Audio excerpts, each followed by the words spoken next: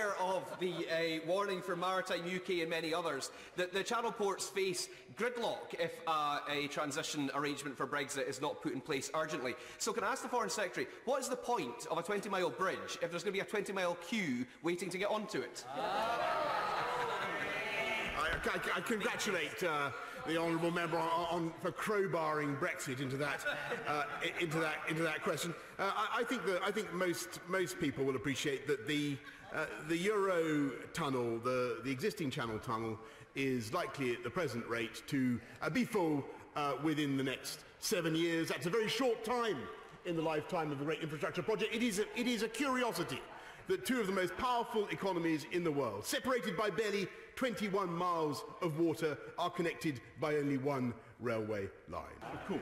I think the Honourable Lady raises an important point, but she will recognise that we are beefing up our diplomatic representation in the EU, and we are also, of course, seizing the opportunity to build new links and revive old partnerships around the world. And I don't think anybody could have been more eloquent about our unconditional commitments to our friends and partners in the EU than the Prime Minister at Munich last week. To make the point that we have now a massive opportunity to come together, people who voted Remain and people who voted Leave, to get a positive arrangement, a positive Brexit done that I think will be of massive benefit to people both in this country and in the whole of the European continent. If we're ambitious and if we're positive, I've absolutely no doubt that we can pull it off. Yes. Mr. Speaker, the Foreign Secretary claimed last week that it would be intolerable for the UK not to set its own regulations after Brexit.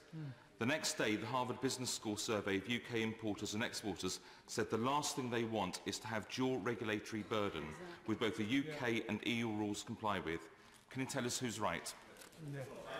I think that your Harvard Business School survey is absolutely right. Nobody wants to have two sets of regulations imposed on the UK economy. That's why the Prime Minister was completely right, wasn't she, at Lancaster House and indeed at Florence and in sundry other places when she said that Brexit means taking back control of our money, our borders and above all of our laws, and that's what we're going to do.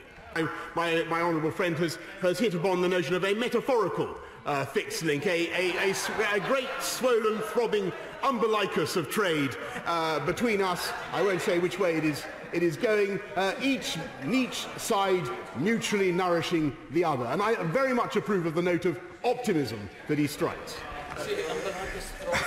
Jay Swinson.